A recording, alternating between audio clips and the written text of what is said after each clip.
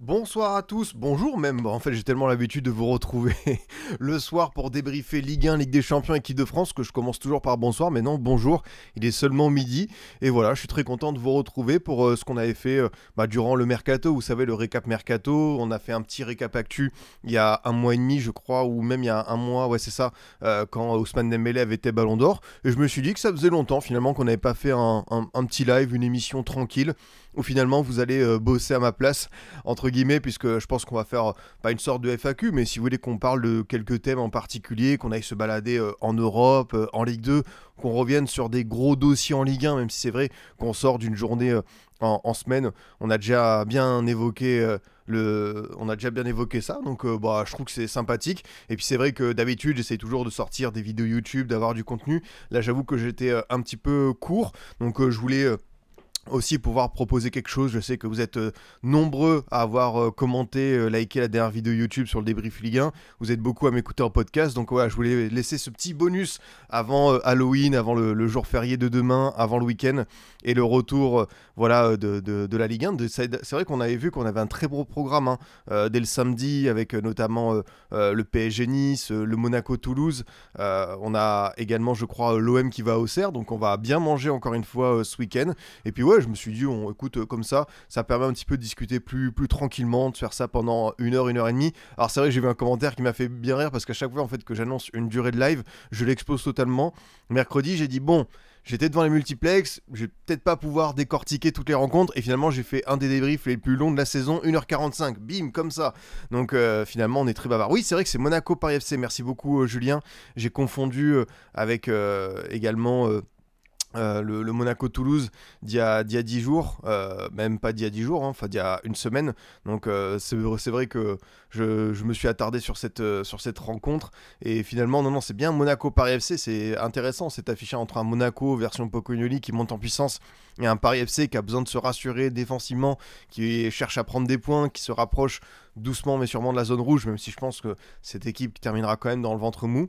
On va voir ça. En tout cas, j'espère que vous êtes en forme. Je profite pour saluer les pionniers du chat, ceux qui sont là, peu importe l'heure, peu importe la journée. Ça fait grandement plaisir avec Thibaut, avec Max Kahn, avec Full Guns, avec le modérateur Jean-Dil Prime, j'espère que tu as bien le boss, avec Picard, Sanglier, Matt Labaena, Guavi, tout ce beau monde qui est présent, Julien également, Walsou, ça c'est vraiment un petit bonheur pour moi de vous retrouver. Ewen qui demande comment va cette bonne vieille Xbox 360. Alors c'est vrai qu'hier, je sais pas ce qui m'a pris. J'en ai déjà parlé sur Twitter. J'ai des souvenirs de certaines carrières FIFA. Et finalement, en fait, je voulais voir à quoi ça ressemblait de manière concrète. Et en gros, j'ai lancé ma Play 5 en retéléchargeant les anciens FIFA. Donc, j'ai FIFA 15, FIFA 16, FIFA 17, FIFA 18 et j'en ai d'autres. Et en fait, je me suis arrêté au 18 parce que je me suis rendu compte que les serveurs ont fermé, ce qui est logique. Mais comme les serveurs ont fermé, toutes mes sauvegardes de mode carrière ont disparu. Donc, un peu triste parce que j'avais de très très bons souvenirs là-dessus. J'avais notamment fait une carrière un peu vraiment où je me prenais au jeu, une carrière avec l'Athletic Club Bilbao, où en gros je me disais je vais recruter que des joueurs basques, que des joueurs d'origine basque qui ont des origines avec leurs grands-parents qui sont nés là-bas. Et du coup, je m'étais vraiment focalisé en mode attends, il faut que j'aille vérifier si ce gars-là, qui est espagnol, il a vraiment un grand-père, il a vraiment un membre de sa famille qui est lié au Pays Basque. Du coup, j'avais fait vraiment en mode je respecte l'identité du club. Et je me souviens parce que du coup, à l'époque, on avait, comment il s'appelle, Ravi Martinez qui était déjà parti au Bayern. Et en fait, je me suis rendu compte que Bilbao, ils avaient des thunes, que j'avais vendu quelques joueurs.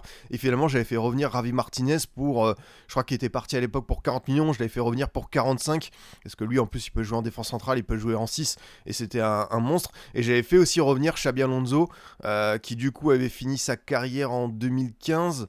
Donc j'avais fait revenir, mais comme il avait 33-34 ans, je m'étais dit, tu vois, je lui fais un petit bail court. Et finalement, j'avais réussi à avoir un milieu de terrain, Ravi Martinez, Xabi Alonso et je me demande si c'était Oscar De Marcos ou Itur Aspe. Enfin, pour ceux qui suivaient à l'époque le club basque, ils avaient vraiment de super joueurs. C'est la fameuse génération sous Bielsa quand ils étaient allés en finale d'Europa League. Donc une très belle équipe. Du coup, j'ai fait pas mal de FIFA version Play et il n'y en avait aucun qui marchait. Et j'étais frustré parce que je m'étais dit, c'est quand même dommage de ne pas pouvoir retrouver ce qui m'a beaucoup habité durant ces longues années. Moi, j'étais vraiment un joueur de mode carrière. En gros, les parties live, je les ai découverts vraiment tardivement. Ma première Xbox 360, pour tout vous dire, elle avait un souci de routeur et en gros, je pouvais pas jouer en ligne. Donc, je comprenais pas quand tous mes potes, ils étaient là en mode ah, vas-y, on se fait un Call of, on se fait un Modern Warfare 2. Et moi, je restais un petit peu entre guillemets tranquillement à la maison. Et finalement, j'avais tellement poncé mode carrière de FIFA 98 à la Nintendo 64, à la GameCube où j'ai enchaîné les FIFA 5, FIFA 6, FIFA 7 jusqu'à la 360 et le premier FIFA que j'ai dû avoir. J'ai même eu des FIFA sur Wii, hein, pour tout vous dire. Souvenir d'une carrière avec Valence. Où j'avais mes potes Guigui et Quentin que je salue. On jouait à 3 sur un mode carrière. C'était une grosse expérience et on avait un boom song en capitaine et on avait Freddy Adu qu'on avait essayé de pousser à fond et même dans FIFA il était un peu claqué, même si c'est à l'époque on s'attendait à ce que ce soit une pépite, mais disons que déjà ses meilleures années étaient derrière lui alors qu'il avait juste peut-être 20-21 ans et du coup ouais, toujours le mode carrière m'a animé et finalement je me suis dit j'ai encore ma Xbox 360 à la maison, j'y joue plus mais je suis très attaché à cette console parce que bah il y a les Naruto Storm qui étaient sortis à l'époque, t'avais Red Dead Redemption bien sûr, t'avais GTA 4 puis 5 et finalement les premiers FIFA et aussi les Call of, hein. Donc bah, la 360 elle est toujours à la maison, j'y tiens et finalement je m'étais dit bah on va voir. Alors du coup j'ai dépoussiéré le truc, on a remis des piles dans la manette, on a redécouvert l'interface qui à l'époque, là ça peut un petit peu avoir vieilli mais il y a 10 ans c'était pas non plus une dinguerie absolue, je trouvais que c'était quand même assez pratique à prendre en main. Et là je vois, même pas besoin d'aller chercher les vieux jeux, le jeu qui est installé c'est FIFA 13. Et là, tu vois, tu commences à te dire, attends, est-ce qu'il y a encore le mode carrière? Est-ce qu'il y a encore mes sauvegardes? Et j'ai installé le truc. Et là, bah, la magie a opéré, comme on dit. Et finalement, ça avait gardé toutes mes sauvegardes. Donc, j'en avais une où j'étais un milieu de terrain offensif, carrière pro avec Valence. Et puis, il y en avait une avec les Girondins. Donc, bah, je pense qu'on va aller revoir ça de plus près parce que sincèrement, les souvenirs qui ont été débloqués à travers ça, c'était vraiment assez savoureux. Et du coup, j'ai lancé et finalement, je me suis dit, bon, j'étais quand même un mec assez inspiré à l'époque parce que là, on est sur la 4e année. Costil n'était pas là, pour info.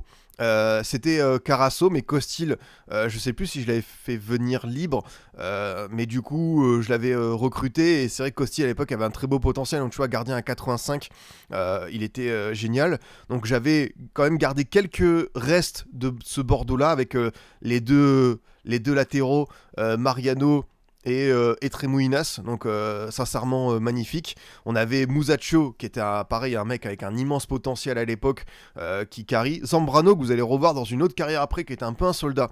Sur ce genre de FIFA, en fait, il faut savoir qu'il y avait souvent des joueurs qui étaient libres en fin de contrat, que tu pouvais faire venir, qui étaient des mecs parfaits pour la rotation.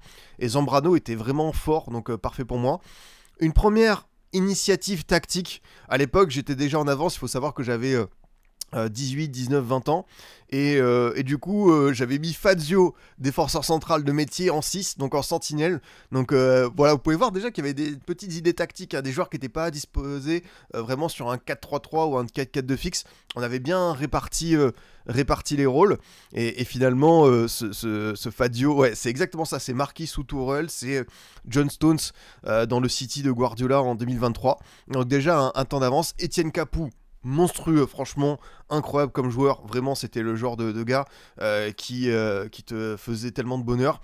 Alors oui, je vois ce que tu veux dire Caillot, Marco Reus sans le numéro 11, faut savoir qu'à l'époque je l'avais recruté à Dortmund ou à Gladbach, je suis plus sûr, parce que attends, je pense qu'en 2012, si, attends, il était déjà...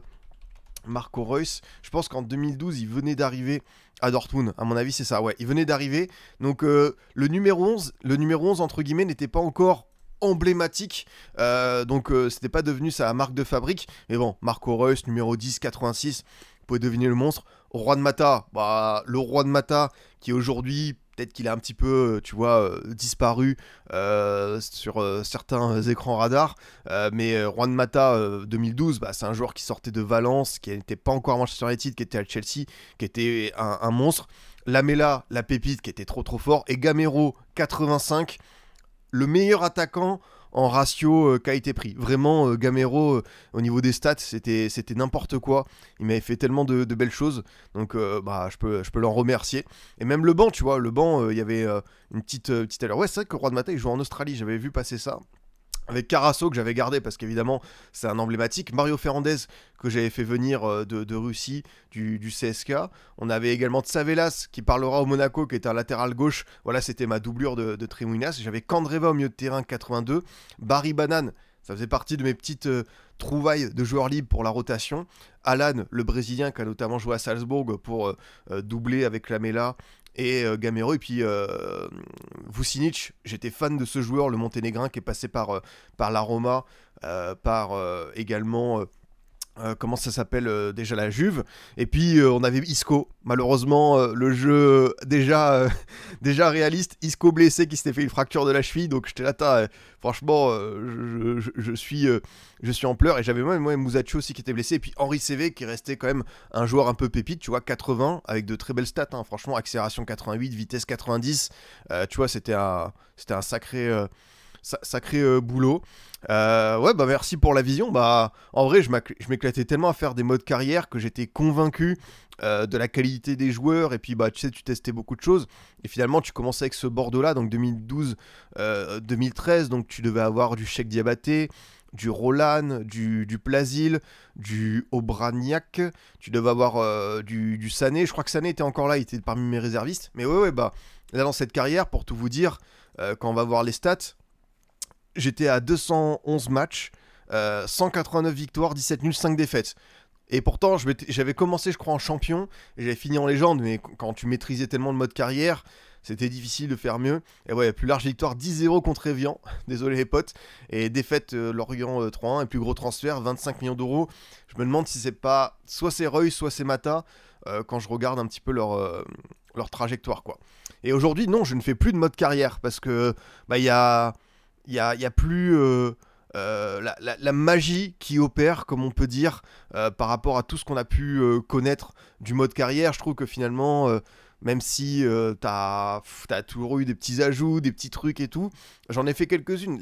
La dernière carrière que j'ai fait à fond, c'était avec Leeds, où ils avaient Rafinha, c'était l'équipe de Bielsa avec Banford, tout ça. Et cette équipe, elle était monstrueuse. Franchement, elle était assez incroyable. Donc je m'étais régalé. Et ouais, ça doit dater de FIFA 22, 23. Et très très vite, en fait, je commence sur un mode carrière en me disant je me chauffe. Et au bout de 2-3 parties, j'arrête parce que bah, le truc, il s'est un petit peu cassé. Football Manager a pris aussi de l'ampleur, faut pas le nier, hein, j'ai été un gros joueur de FM, mais à l'époque, pour moi, le truc des modes carrière, c'est ça quoi. Ouais, comme tu dis Caillot, les modes sont pas mal, c'est vrai. Je regrette quand même que, avec l'argent qui se font, leurs serveurs, qu'ils aient pas incorporé quand même un petit mode carrière en ligne quoi. Ça, je trouve que ça manque grandement par rapport à tout ça. Et oui, merci Magic Power pour l'oreiller Cougar qui malheureusement peut vous montrer l'état de la chambre. Ah bah on cache rien ici, hein. On cache rien par rapport à la literie. Ouais, il y avait quelques pépites. Il y avait quelques pépites dans le centre de formation, mais finalement, cette carrière, c'était pas tellement le mood des pépites, c'était plus les gros joueurs de l'époque, les Reus, Lamela, Gamero, Mata, Fazio, Musacho. Donc on s'était mis assez bien là-dessus. Ensuite, bah, j'avais aussi été en Première Ligue, Barclays Première Ligue. C'est extrêmement important de préciser évidemment le nom du championnat à l'époque, avec cette équipe de Swansea qui était, bah, ma foi, assez sympathique. Donc Bordeaux, j'étais en 4e saison avec une LDC remportée, et là Swansea, j'étais en 3e ou 4e saison avec une coupe UEFA et une LDC remportée de mémoire. Donc Kevin Trapp au cage, qui avait pris la place de Michel Vorm. On avait Martin Montoya, dont la carrière était décevante, mais qui à l'époque avait un gros potentiel. Lui qui a fait le Barça, l'Inter, le Betis. Donc Montoya en latéral, c'était très bien. On avait, je crois que c'était Alvaro Dominguez de mémoire en défense centrale qui était aussi bien sympathique. J'avais ramené Sané, parce que Sané, bah, finalement, il avait la taille, il avait le jeu, il pouvait jouer au milieu de terrain, donc très fort. J'avais gardé Neil Taylor, le capi, en vestige au milieu de terrain. J'avais un double pivot, Sandro Strootman, injouable. Vraiment, les deux ensemble, j'ai un gros souvenir. Sandro, c'est le joueur qui est passé par Tottenham, le Brésilien, qui pareil a eu une trajectoire assez décevante, mais qui était vraiment assez savoureux. Et puis le Strootman, qui était entre le PSV et la Roma, qui était aussi un joueur qui se destinait à une très très belle carrière. Son passage à l'OM, en fait, Strootman, à partir du moment où il a eu les croisés, ça n'a jamais été plus le même. J'avais Sidney Sam, le joueur allemand qui était passé par le Bayer Leverkusen, qui était une flèche, qui avait des stats en vitesse qui étaient incroyables. Donc lui aussi, ça me plaisait bien. Et là, vous avez mon chouchou, Adam Nyayana. Vraiment, c'est très très fort de les récupérer parce que ce gars-là, c'était mon Yamal à moi. C'était ma pépite, c'était mon joueur frisson, c'était le mec qui me faisait tellement de choses dans cette équipe. Et derrière, il a une belle carrière, hein, Southampton, Liverpool, Brighton. Mais moi, je l'avais...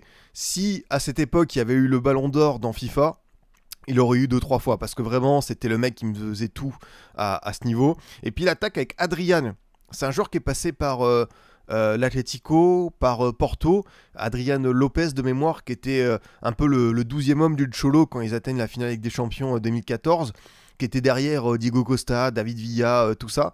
Et ce Adrian était monstrueux. Vraiment, vous pouvez voir déjà le potentiel. 86, c'est un des meilleurs en termes de notes de l'effectif. Et lui, pareil, c'était fou. Et évidemment... Comment faire une carrière sur FIFA 13 en première ligue avec Swansea, sans Michu, le symbole, le Streets Won't Forget, avec ce gars-là qui était juste fou. Et même si c'est dommage parce que je pense que la note n'évoluait pas trop par rapport à un Adrian ou aussi Wilfried Bony qui était dans ces eaux-là, Michu, il m'a apporté tellement de bonheur. Donc j'étais obligé de le laisser et même il était encore fort. Et ouais, comme tu le dis, Caio, le 4-2-2-2, c'est vrai que il est un petit peu là, quoi. Le 4-2-2-2, ça reste un système clé qui fait bien plaisir pour moi. Et tu vois que les positionnements, ils sont pas très loin de ce que j'avais avec les Girondins. On y va juste pour le banc côté Swansea avec Kyle Barclay, le défenseur central, qui le sud-coréen, Kanteros au milieu de terrain. Et là, vous avez trois chouchous aussi, hein. Mauro Zarate, qui était un des joueurs un peu frissons de l'époque, mais même peut-être encore un peu avant, peut-être plus FIFA 9, FIFA 10, je pense, je l'avais pris de cette réputation, parce que peut-être sa carrière commençait déjà à être un peu mid, mais Mauro Zarate version Ladio, vrai beau joueur. Ibai Gomez, je crois de mémoire c'est de Bilbao, pareil, joueur de côté très très bon. Danny Welbeck, que j'avais ramené, qui pareil à l'époque avait un excellent potentiel, franchement un super joueur. Et puis un petit peu de réserviste avec Leandro Greco de la Roma et surtout Maxime Barthelmé. Oui, c'est bien le Maxime Barthelmé de Lorient qui, sincèrement, était parfait en doublure de Taylor. Donc vous pouvez voir déjà quelques idées du coach Pipion qui avait cette envie, sincèrement, d'aller sur plusieurs terrains, quoi. Alors, non, mais là, je pense que, en fait, moi-même, j'ai débloqué des souvenirs parce que tu vois, quand je dis je pense à, il y a des joueurs qui me viennent à l'esprit, mais genre. Barthelmé, Greco, Kanteros, j'ai beau être un fou, je ne peux pas les avoir, je peux pas les sortir comme ça. Donc c'est très bien qu'ils puissent me ramener un petit peu ça à l'esprit. Puis j'avais pris un autre screen sympa, c'était finalement les meilleurs buteurs de l'époque. Et là vous voyez ce logo Barclays Premier League avec le Sky Sport juste au-dessus. Ah c'est fabuleux quand même. Donc vous avez bien Michu qui est mon meilleur buteur. Ensuite, vous avez Scott Sinclair à City, Suarez, bien sûr, à Liverpool, Vaughan Norwich, Graham Sunderland, on a Dembaba Chelsea, Rooney United. On a aussi Dzeko qui était à Arsenal, bonne trouvaille pour eux. Et puis le duo Dempsey, Gareth Bale à Tottenham, qui était très fort. Non mais, franchement, si vous avez l'occasion, si vous avez du temps à perdre comme moi, mais en même temps, je me disais que c'est bien de faire ce travail presque archéologique de paléontologue et de pouvoir aller chercher ces informations-là. Et finalement, je pense que peut-être certains vont aussi chauffer et ce serait tant mieux parce que moi j'aime beaucoup voir, parce que ça débloque des souvenirs, parce que ça nous rappelle un moment où on était hyper content de pouvoir faire du mode carrière. Et même, regardez le bandeau. Résultat de la Coupe d'Europe, l'AS Saint-Etienne qui bat Landi Makashkala 2-1. Mais même ça, c'est fabuleux de voir des infos comme ça. Donc, c'est vraiment sympa. Et non, franchement, je me suis éclaté pendant 1 heure à parcourir les différents niveaux. Allez, on continue avec le Hertha Berlin. Et là, c'était un beau défi, parce que ce Hertha Berlin-là, je l'avais récupéré en Bundesliga 2. il était en deuxième division et du coup je m'étais chauffé à faire une vraie carrière en mode je prends le club et j'essayais de l'amener assez haut. Et là pour le coup je m'étais amusé parce qu'il y avait des joueurs sympas, donc vous pouvez voir qu'encore une fois il y avait mon soldat Zambrano qui était présent. On avait quelques restes de l'équipe qui étaient présentes comme Pekarik, comme Brooks. On avait également Gökhan Töre, je crois qu'il était déjà là, le Turc, mais sinon on avait fait un peu de mercato avec Thomas Kraft, on avait également Ricardo Rodriguez, qui était déjà un joueur à suivre à l'époque. On avait Fernando, celui qui est passé par Séville et par Manchester City. Jalil Mboula, petite pépite à l'époque, qui était vraiment un joueur hyper sympa. Et oui, tu vois, petit changement de dispositif. Je ne suis pas un dogmatique. Le 4-2-2-2 qui s'adapte à tous les combats, j'étais un coach malléable. Et du coup, en fait, je m'étais surtout adapté à l'effectif, je pense, parce que j'avais deux purs ailiers comme Torre et Churlo, et j'avais surtout ma machine devant, les gars. Mandzukic, FIFA 13. Un mec qui m'avait marqué tellement de pions, qui était trop fort. En plus, j'avais Churlo, pas de gauche, qui était très très bon pour faire des centres. Et des joueurs pour lui donner des ballons avec des percées comme Imbula, Zemaili, voire Torre. Vraiment, je construisais cette équipe. D'ailleurs, vous pouvez voir que le seul attaquant pur de métier, c'est Mandzukic, c'est le seul rond bleu. Sinon, tous les joueurs sont là présents pour l'accompagner, quoi. Le pipion ball avec Mandzukic en faux neuf. Ah, c'est exactement ça. Ouais, c'est vrai que Churle, il déteste le foot. Ouais, il s'est lancé dans une reconversion où je sais qu'il fait beaucoup d'alpinisme, où il fait un peu des défis, où il escalade des sommets avec très peu d'équipement. Enfin, il fait un truc un peu de marathonien assez fou, de gros sportifs, vraiment une belle reconversion. Mais évidemment, André Churle, on l'aime beaucoup ici. Ça rappelle également de sacrés souvenirs, quoi. Le banc, du coup, à quoi ça ressemblait? Du coup, on avait quand même. J'ai remarqué qu'il y avait quelques patterns avec, encore une fois, mes soldats Adrian et Alan. Je pense que c'est une carrière. En fait, à l'époque, je commençais toujours avec Bordeaux. Bordeaux, c'était mon fil conducteur. Je les amène normalement jusqu'à Ligue des Champions. Et après, je teste 2-3 autres championnats. J'essaie souvent de varier les équipes. Mais si je dois faire toute la liste des équipes que j'ai pu faire en mode carrière, en France, il n'y a que Bordeaux. En Angleterre, il y a Sunderland, Portsmouth, Swansea. En Espagne, il y a le Betis, il y a Séville, il y a Valence, il y a Bilbao, comme je vous ai dit. En Italie, il y a Palerme, l'Udinese, qui me reviennent beaucoup à l'esprit. Et en Allemagne, il y a le Hertha, le Werder. Le Hertha et le Werder qui me viennent bien comme ça, quoi. Ce que je faisais, c'est que je prenais jamais les Cador, parce que évidemment trop simple par rapport à leur effectif, le budget mercato, mais je me disais toujours une équipe un peu soit ventre mou, soit qui a déjà une petite coupe d'Europe, genre Europa League, parce que c'est bien comme challenge pour commencer. Et là j'avais quand même Felipe Anderson également sur le banc, le Sergi Roberto qui commençait à pointer le bout de son nez au Barça, et puis pareil pour les sueurs de Bundesliga, on a quand même Finn Bogason, l'attaquant islandais qui était présent, Lustenberg qui était également un joueur à l'époque du Hertha, et puis autre pépite que j'étais allé chercher, Joao Cancelo quand même.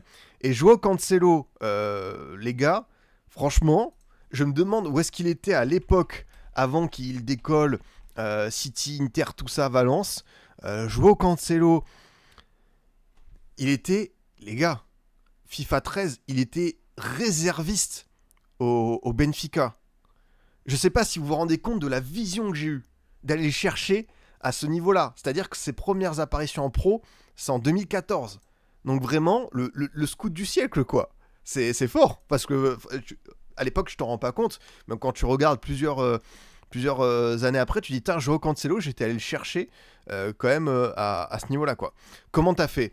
En vrai, je sais plus comment fonctionnait le système de scouting, mais peut-être que finalement je cherchais un latéral droit pour doubler du coup avec Pekarik qui avait une très belle note. Très belle note, non, faut pas abuser, 78. Et je sais pas, Cancelo peut-être qu'il m'avait parlé, ou peut-être que cette carrière je l'avais fait un petit peu après et finalement il commençait à se débloquer. Donc quoi qu'il arrive, il était présent et franchement que du bonheur.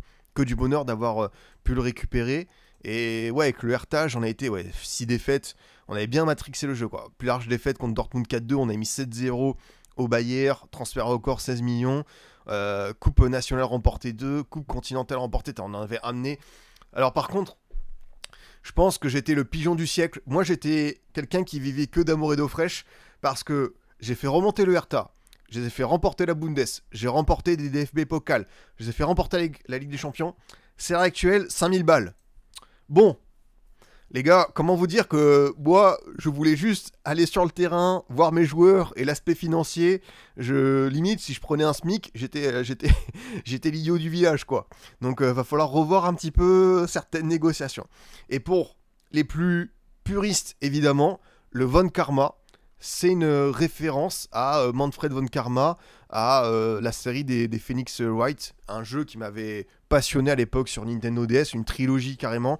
Et même quand ils ont sorti des nouveaux opus sur Play 5, sur Switch, je les ai fait. J'adore cette série. Pour ceux qui ne savent pas, c'est une série de simulation, d'enquête et d'avocat où en gros, tu as une première partie un petit peu d'investigation, tu checkes des indices, tu fais les premiers témoignages, et après tu as la deuxième partie où ça se joue au tribunal.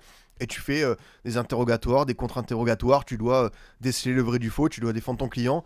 Et le jeu, je crois qu'il y en a 7-8 qui sont sortis, et c'est pépite. À chaque fois, il y a 5-6 enquêtes, et c'est vraiment une des meilleures séries. C'est dans mon top 5 jeux vidéo. J'adore cette série, et je me l'ai refait tous les 3-4 ans. Et franchement, si jamais vous avez testé, si jamais vous avez jamais été sur Phoenix Wright, c'est juste génial. Et puis, une Ace Attorney, exactement. Ace Attorney pour la version anglais. Et puis une dernière carrière. Alors là pour le coup, du coup c'est FIFA 13, donc on est sur la saison 2012-2013. Là j'avais fait aucun match, malheureusement j'avais pas eu le temps de me lancer. Je sais pas pourquoi je m'étais arrêté, parce qu'en vrai cet effectif de Séville il me parle beaucoup, avec Diego Lopez au cage, Cicinho, Medel, Fazio, Fernando Navarro en défense. Et là on a vu des premiers apports de coach Pipion. Paul Pogba recruté avec un potentiel de 73. Je pense que pour le coup, Pogba commençait à partir un petit peu version la Juve, la crête un petit peu iroquoise, la célébration Caris. Donc Pogba, déjà, je pense qu'il me parlait à l'époque, on était un peu matrixé, puis il avait fait ses premières apparitions en équipe de France. Donc pour l'accompagner, Kondogbia, qui venait d'être pris à Lens, qui était un jeune milieu qui devait grandir avant qu'il aille à Monaco, et puis Rakitic. Évidemment, c'est vrai que le milieu de terrain, Kondogbia, Pogba, Rakitic à l'époque, pas mal. En attaque, Perotti, Negredo en pointe, et j'avais fait venir Dries Mertens, qui malheureusement s'était blessé, mais Negredo, version Séville, un petit bijou, quoi. Franchement, le mec, il régale absolument. Et puis le banc, quand même, parce qu'il y a quelques noms qui nous parlent. Jesus Navas, la légende vivante, qui était blessé, avec également Koke, Maduro, Campagna, Trokowski. J'aimais beaucoup ce joueur, notamment qui avait été de l'équipe allemande, qui avait fait demi-finale de Coupe du Monde en 2010. Reyes également, on pense à paix à son âme, qui était présent dans cette équipe sévillane, ou encore Botia et Diawara. Donc ouais, non mais franchement, je vous le dis, que de souvenirs débloqués. Et les gars, je sais pas si j'ai gardé d'autres jeux Xbox, voire Switch, GameCube, mais je pense que je vais m'amuser à aller rechercher ça, parce que j'ai l'impression que tout le monde était hyper enthousiaste, et je vous invite à le faire, et n'hésitez pas à me l'envoyer, parce que c'est toujours un très bon mood de pouvoir comme ça ouvrir la boîte à souvenirs et se rendre compte de tout ce qu'on a pu faire un petit peu de bien sur ces différents modes carrière. Comme je vous dis, moi j'étais un joueur Nintendo, donc j'ai poncé sur N64, GameCube, Wii. Ouais, comme tu dis, Mister O, Swansea, Hertha, Séville, je vois qu'on est dans le même genre de hipsterie, c'est dingue. Comme je vous le dis, moi, jamais je prendrai des équipes qui sont en Ligue des Champions dès le début, qui sont top 4, top 5, ça m'intéresse pas. Moi, je suis un bâtisseur. Donc on est là pour amener des projets jusqu'en haut. Et c'est vrai que ça faisait grandement plaisir à l'époque, quoi. Malheureusement, on devait vendre les consoles pour acheter les nouvelles ici, pauvreté vie. Ah, je peux comprendre. Moi, à chaque fois, je profitais de Noël où j'économisais, tu vois, pour participer à l'achat d'une... Tu vois, par exemple, mon premier salaire, il allait dans une Xbox 360. Notamment celle qui avait enfin le online pour jouer avec les copains, quoi. C'est l'année où Malaga fait quart, 2013. C'est exactement ça. C'est l'année où Malaga... C'est pour ça que Isco, par exemple, il se retrouve à Bordeaux. C'est parce qu'à l'époque, Isco à l'Arcon, waouh. La version Malaga, cheveux courts, sous Manuel Pellegrini, il était assez fou, quoi. Ouais, tout l'allant. De toute façon, tu vas voir l'effectif de Malaga 2012-2013. si la nostalgie devait avoir un synonyme dans le foot, ça serait ça, quoi. Avec, du coup, Carlos Kameni et Willy Cabero comme gardiens. En défense, on a Jesus Games, Wellington, Martin Demichelis, Nacho Monreal, Eliseu, Sergio Sanchez, Oguchi Onyewu, l'international américain. Déjà, là, la défense, Demichelis, Monreal, Eliseu, c'est waouh. Enfin, vraiment un truc qui te pète à la figure. Au milieu de terrain, waouh. Pareil, la densité de profil. Ignacio Camacho, Joaquin, Toulalan, Manuel Iturra, Duda, Julio Batista, Diego Buonanotte, Isco, Francisco Portillo, Retio. Ah ouais, c'est de la folie, quoi. Et il venait d'avoir Cazorla en plus il n'y a pas si longtemps que ça. Et en attaque, on termine le champagne. Javier Saviola, Seba Fernandez, Roque Santa Cruz, Juanmi et Fabrice Olinga, qui était une pépite à l'époque, qui lui n'a pas... Où est-ce qu'il en est, Olinga? Ah, il était... Fabrice Olinga, ça mériterait presque une vidéo, parce que lui, il a battu... Il s'est fait battre le record du plus jeune buteur de la Liga. À 16 ans et 90 jours, il a été détrôné par Lamine Yamal plus d'une décennie après. Mais par rapport à sa trajectoire, ça mériterait un truc, parce que tu marques un but en Liga à 16 ans, et finalement derrière tu fais Malaga, Apollon Limassol, Zulvaregem, Sampdoria où tu joues pas, Vitorul où tu joues pas, Moucron où tu joues pas mal. Moucron, après le club malheureusement a disparu. Je me demande bien à cause de quel propriétaire actionnaire. Vraiment gros suspense. Est-ce que ça commencerait pas par Gérard et ça terminerait pas par Lopez? Bref, Rio Ave et là en Roumanie, 20 sélections quand même avec le Cameroun. Mais comme quoi, ouais, Fabrice Olinga, ça rappelle quelque chose, quoi. 8 buts dans sa carrière, pas mal pour un 9. Ah oui, c'est vrai que c'était limité, quoi. Saviola, je me rappelle d'un but incroyable en Ligue 1 avec Monaco. Il reprend un ciseau presque à l'horizontale, le long de la ligne de but, dans un angle impossible. Ah, mais Saviola, en vrai, ça va peut-être faire partie de cette catégorie de joueurs qui était important à l'époque, mais pas assez pour qu'on puisse le transmettre aux jeunes, tu vois. Parce qu'aux plus jeunes, on va parler de Batistuta, on va parler de Crespo, on va parler de ces attaquants argentins-là, mais Saviola qui était très bon, mais peut-être un cran en dessous, on va peut-être pas encore une fois le mettre sur un piédestal, et pourtant ça mériterait, parce que quand tu vois la carrière de Saviola, 72 buts en 172 matchs avec le Barça, sa grosse saison avec Monaco 2004-2005 juste après la finale de LDC, 17 buts en 42 matchs, il a fait Séville, il a fait le Real, où c'est vrai que Real il a pas forcément beaucoup joué, il a pas beaucoup planté, 31 matchs, 5 buts. Le Benfica, j'ai un bon souvenir de lui, 39 buts, 122. Après Malaga pour faire le tonton, 9 buts en 36 matchs, et puis un petit peu de historisme, l'Olympiakos, le Hellas Vérone, le retour au Bercail, 40 sélections, 11 buts avec l'Argentine, quoi. Donc non, Saviola, très bon souvenir. Bah voilà, elle était pas mal cette page nostalgie. Je voulais juste vous montrer ça, un petit peu ouvrir la boîte à souvenirs. Et finalement, on a duré une demi-heure, mais comme je vous le dis, vous n'êtes pas à l'abri une nouvelle fois qu'on aille explorer d'autres terrains, histoire de refaire ça. Donc ce que je vais faire, peut-être la semaine prochaine, j'irai checker, comme je vous dis, les saves sur GameCube, sur Wii. Je pense que là, on peut bien rire, quoi. Allez, ouais, on peut peut-être faire un petit peu d'actu. Je vois que David, je sais que tu m'interroges souvent sur le Ruben Amorim Ball et Manchester United. Évidemment, il y a une période qui se passe très bien. Je trouve qu'il a un petit peu assoupli ses principes tactiques. Je vois un Manchester United qui commence un petit peu plus à maîtriser ses forces et surtout contenir ses faiblesses. Je vois que Lamens, évidemment, par rapport à Bayindir et Onana, ça fait quand même un petit gap. Et je trouve que Manchester United a trouvé son gardien enfin fiable, au moins pour un petit peu colmater les brèches.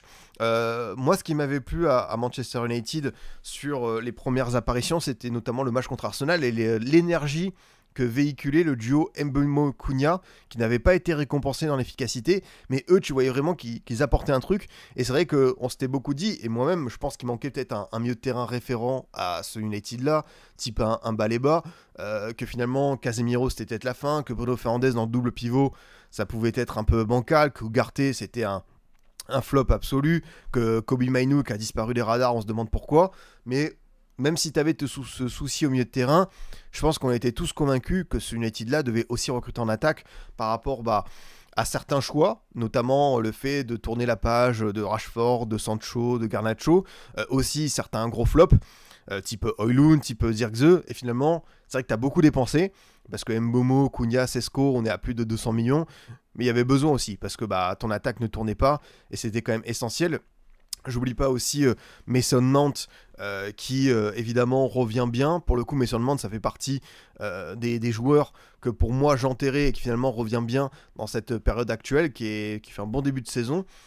Du coup, je suis content pour Mbeumo et Cunha parce que c'est deux joueurs que j'appréciais respectivement à Brentford et Wolverhampton. Et je connais leur qualité. Je sais que quand tu arrives à United, avec toute la pression, tout le changement de dimension que ça peut entraîner, c'est pas simple, tu vois, de s'adapter. Et je trouve que voilà, tu sais, t'avais notamment le match contre Grimsby Town où Mbeumo rate un penalty. C'est pas simple. Mais pour le coup, là, je trouve qu'ils sont vraiment en train de prendre leur marque et commencer à marquer pas mal de petits buts, surtout Mbeumo. Et c'est une très bonne nouvelle parce que United, l'an dernier, je crois qu'ils étaient parmi les pires attaques du championnat. C'est vrai que là, ils sont en plus 6e, ils sont devant Liverpool. Tu vois, si tu avais dit au début de saison, quand tu regardais les dynamiques, tout ça, que ce United-là serait à ce niveau-là, je pense que beaucoup de monde aurait signé. Ouais, ils ont marqué 44 buts. Ils ont marqué moins de buts que Wolverhampton, que West Ham, que Crystal Palace, que Fulham. En gros, c'était la 4e pire attaque, 5e pire attaque. Il n'y a que Everton, Leicester, Ipswich et Southampton qui avaient moins marqué. Il y a même, si on enlève les 3 relégués, t'es l'avant-dernière attaque. Donc on parle de Manchester United. Et je pense que c'est souvent ce qu'on se dit, c'est que quand on parle de cette équipe, pour moi il y a un symbole d'excellence, d'exigence, de toujours être au top. Et c'est clair que la stat elle était assez critique. Et là pour le coup c'est vrai que ça tourne un petit peu mieux à ce niveau-là pour les Red Devils. Donc je peux comprendre certains ont un petit peu froncé les sourcils quand tu dis qu'ils ont beaucoup recruté. Ouais, quand tu vois finalement qu'il n'y a que Tottenham et Chelsea qui sont à 17 buts, Liverpool 16, Bournemouth, Arsenal 16. Donc t'es mieux au niveau de ces stats-là. T'es mieux. Alors évidemment, comme tu le dis, Guavi, attention à l'enflammade.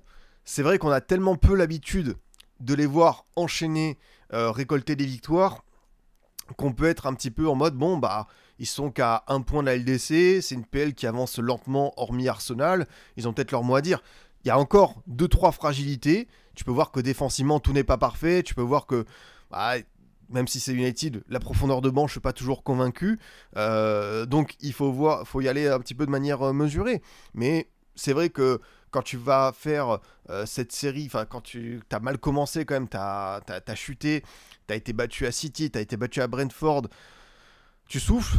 On pense évidemment à notre ami qui n'attend qu'une seule chose, c'est prendre son rendez-vous lundi matin pétant 8h chez le coiffeur le lundi 10 novembre. Mais c'est clair qu'avec ce United-là, tu respires un petit peu, quoi. C'est vrai que Lisandro Martinez, ça va leur faire du bien. Ça, je suis d'accord que c'est un joueur qui m'a toujours plu, notamment son duo avec Varane, quand les deux étaient à 100%, c'était pas mal. Pourtant, tu vois, j'aime beaucoup Yoro à United. De Ligt, c'est pas le De Ligt que j'attendais au niveau de son potentiel, mais je pense qu'il peut encore atteindre de nouveau un très bon niveau. Maguire rend des services. Luke Shaw dans la défense à 3, je suis pas toujours convaincu à 100%. Et c'était une bonne question, je crois, Lévis, tu demandais, tu préfères l'effectif de United ou de Brighton? En fait, l'effectif de Brighton, il est quand même, tu vois, hyper prometteur si tu développes tous ces talents. En gros, si tu prends sur FM, je pense que les Tsimas, les Costulas, toutes les pépites, les Diego Gomez, tout ça, tu peux leur faire atteindre un niveau d'un, même les Yakuba Minte, les De Kuiper, Rutter, Baleba, Ayari, Van Ecke, Verbruggen, Kadioglu, Wiffer. Bref, je vous fais pas un dessin. Enfin, en termes de potentiel, c'est ouf. Mais finalement, quand tu vois les noms sur United, même si encore une fois, peut y avoir 2-3 faiblesses, sur le papier, ça commence à ressembler à quelque chose. Je trouve que Amorim est plus non plus dans un truc absolu avec son système, et je trouve que par moment au niveau du match avec son pressing il réussit à bien adapter ça. Donc non, c'est bien, quoi. Et demain, ça joue contre Forest. Justement, tu peux envisager une 4e victoire de suite parce que Forest est une équipe un petit peu malade qui en est à son 3e entraîneur déjà, qui a donc viré Nuno Espirito Santo, qui a fait venir Ange Postecoglou, qui lui aussi a fait 38 jours, merci, au revoir, aucune victoire. Et puis, tu as les débuts de notre ami Sean Dyche, évidemment qu'on apprécie beaucoup ici, le Pascal Duprat anglais, même si on va le dire, Sean Dyche a peut-être plus d'accomplissements que ce bon vieux Pascal, voilà, qui a eu son heure de gloire avec le maintien de Toulouse, avec Evian. Mais pour le coup, Sean Dyche, il a quand même bien duré en PL entre Everton et Burnley. Mais c'est vrai, quand je vois le 11 de Nottingham, c'est quand même tout sauf dégueulasse. Hein. Avec Matsez au cage, Neko Williams, Murillo, Milenkovic, Savonnet en défense. Double pivot, Elliot Anderson, Douglas Luiz. Callum Hudson-Odoi, Morgan Gibbs-White, Dan Ndoye pour servir Igor Jesus. T'as aussi du Awoyoni, Kalimwendo, Dominguez, Hutchinson, Ryan Reyes. On n'oublie pas évidemment Ibrahim Sangaré et surtout le chouchou, comment il s'appelle, Dylan Bakwa. Bah ouais, force à lui, c'est le Sean Dyche Ball. Bah, très clairement, je me méfie pour United parce que Sean Dyche à la maison qui va vouloir attendre United qui va devoir faire le jeu, et si tu vois un Gibbs White, un Hudson-Odoi et un Ndoye qui sont bien inspirés, qui percent comme il faut, ça peut être difficile quoi. Ouais, manque Olaïna, ouais. Olaïna, ouais, c'est vrai qu'ils ont... T'imagines, les gars, vous avez entendu tous les noms qu'on a cités, titulaires, remplaçants, voilà, relégués. Il y a des effectifs en PL qui sont tellement fous, et la densité de club est assez... on est abasourdi, que même des équipes comme ça, tu te rends compte qu'elles ont des effectifs dingues. Tu vois, par exemple, Wolverhampton, qui est dernier, aucun match remporté, si on va voir leur 11, je pense qu'on va se dire, il n'y a pas que des joueurs dégueux, quoi. Avec... t'as Bellegarde, t'as Monetti, ouais. Bon, il y a quand même 2-3 trucs où je me dis, je saute pas au plafond, hein, je vais pas non plus faire l'acteur. T'as toujours Wang qui est sur le banc, t'as Mo Warwolf, Joe Gomez, t'as Agbadou, t'as Chaoua qui est international camerounais. Bon, par contre, j'avoue que ce Wolverhampton-là a une bonne tronche de relégable. Hein. Il y a 2-3 joueurs sympathiques à aller sauver en fin de saison, mais pour le coup, je vais pas non plus les défendre de manière arc-boutée. C'est vrai qu'on a encore quelques équipes en Europe qui, mine de rien, n'ont pas remporté de match. C'était l'information qui me paraissait assez folle. Mais par exemple, tu as Mönchengladbach, 0 victoire en 8 journées. Gladbach, une équipe qu'on a déjà connue en LDC, souvent en Europa League. Une équipe où on se dit que normalement, Gladbach, en début de saison, c'est minimum première partie de tableau. Et Gladbach est en crise, a perdu contre le Bayern. En plus, ils ont pris un rouge d'entrée. J'ai regardé ce match, c'était assez terrible pour eux parce qu'ils avaient envie de faire bien. Mais bon, tu vois qu'il y a du Honora, il y a du Lucas Netz, il y a Elvedi qui est toujours présent. T'as Giovanni Reina qui est parti là-bas. Joe Scally, c'est vrai que on sent quand même un petit downgrade dans leur effectif. C'est pas non plus foufou à ce niveau-là. Mais le pire, et c'est vrai que tu as raison sur le chat, Matt, c'est en Serie A où tu as évidemment... Alors pourquoi il me met ça? Hop, très bonne question. Où tu as quand même plusieurs équipes qui sont toujours à 0 victoire. Pise, le Hellas Vérone, le Genoa de Patrick Vieira et surtout la Fiorentina. Et alors là, j'hallucine un petit peu parce que la Fiorentina, avec Moiskin qui est toujours à 0 victoire, ça me paraît quand même fou. Quand je vois leur effectif, je me dis que c'est pas dégueu. De Rea, Pablo Mari, Robin Gosens, Mandragora, Simonson, Goodmanson, Moiskin, Sherendour, Dodo. T'as du Dzeko, t'as du Fagioli, t'as du Richardson, quand même. Ça fait 0 victoire en 9 journées. C'est de la folie. Franchement, j'avoue que je suis un peu abasourdi quand j'ai vu l'info. C'est vrai qu'on a beaucoup parlé parce que forcément, on est... comment dire... le FC Metz qui a enfin gagné un match, du coup c'est bon, ils sont plus dans cette catégorie un petit peu des équipes maudites. Mais quand tu vois ces 4 équipes en Italie et surtout la Viola, je pense que c'est peut-être un record qu'au bout de 9 journées il y ait 4 équipes qui aient remporté aucun match. Le Genoa qui a encore perdu contre la Cremonese, moi je pense que Patrick Vieira ça va sauter. T'as Malinowski, t'as Carboni, t'as Maxwell Cornet, t'as Aaron Martin, t'as Vasquez, t'as Ostigard. Bon, c'est vrai que pareil, hein, t'as Vitinha, t'as Fendrup, t'as Colombo, t'as Junior Messars, t'as ce bon vieux Albert Grönbeck. T'as des effectifs, des fois c'est tellement infini. T'as Grönbeck, vraiment, la carrière entre la hype qu'il avait il y a un an lors de ses débuts du Stade Rennais et là, même pas entré en jeu chez le dernier de Serie A, ça pue un petit peu. Mais ouais, enfin, au bout d'un moment, il y a aussi des constructions d'effectifs, tu sens que c'est bancal. Et Pise, du coup, Pise, très très beau maillot au passage, hein. Allez voir ça, qui a fait 0-0 contre la Lazio, pas mal, hein, la Lazio qui avait battu notamment la Juve. Du coup, t'as quand même Quadrado qui est présent, t'as Tramoni, Mbalenzola, t'as Abichur au milieu de terrain. C'est pas dégueu, tu vois, pour un promu. Ça a peut-être manqué un petit peu Simone Scoufet sur le banc. Ouais, c'est pas dégueu, quoi. Et enfin, le Hellas Vérone, eux, ça ressemble à quoi, leur équipe? Ils ont perdu contre Sassuolo. Euh, tac, tac. Montipo, Antoine Bernet, Gift Orban, ce bon vieux gars, Suat Serdar, Unai Nunez, Victor Nelson, Jean-Daniel Akpag-Pro, Amin Sarr qui rentre, Tcheknias, Enzo Ebossé sur le banc, Armel Bella Kotchap qui aurait pu signer à Nantes de mémoire cet été. Bon, il a l'air d'avoir eu du flair, le pote, quoi. Le coach de la Fiorentina, c'est Pioli. Bah ouais, je pense que c'est ça en plus, le coach de la Viola. C'est ce bon vieux Pioli. Ouais, et franchement, c'est dur. Alors après, je crois qu'en Pipion League, ils s'en sortent pas mal, tu vois. Ils ont gagné là. Ils sont à 2 victoires en 2 matchs. Donc, ils sont dans les bons starting blocks. Mais parce que bon, c'est leur compétition aussi. Et en Serie A, c'est une dinguerie hein, d'avoir autant de pertes à ce niveau-là, quoi. Palmarès de Pise, je sors des maillots sublimes. Non, mais vraiment, les gars, je vous le dis, s'il y a un maillot que j'aimerais bien avoir cette saison en Serie A, au-delà de ceux de la Roma qui sont très très beaux, encore une fois, vous allez voir Adidas. Mais vraiment, ils ont fait un truc qui est vraiment hyper sympathique, quoi. Alors, hop, tu vois, ce bleu-là, enfin, tu vois, le maillot est vraiment très stylé. Noir, bleu, c'est un peu l'Atalanta, certains vont dire oui, mais surtout avec le côté doré, je trouve qu'il rend super bien, quoi. Franchement, j'aime beaucoup ce maillot. Et même, tu vois, l'extérieur, le jaune comme ça, tu vois, il est très sympa aussi, tu vois, avec la bande horizontale. Franchement, les travaux d'Adidas, même chez les équipes comme ça, c'est beau, quoi. Palmarès de Pise, je ne sais pas construire une tour. Alors d'ailleurs, j'ai déjà fait un tour parce que Pise, pour ceux qui ne se situent pas au niveau de l'Italie, c'est en Toscane. J'ai déjà été là-bas et c'est très beau, c'est très sympa comme ville. Il n'y a pas seulement la tour, même si c'est évidemment une attraction. Tu as aussi, tu vois, un cours d'eau qui passe au milieu de la ville, tu as des vieilles places. Le cœur historique est très sympa. Et ouais, j'aime beaucoup la ville. Il y a aussi Lucques qui est pas loin. Tu as évidemment Florence qui est magnifique.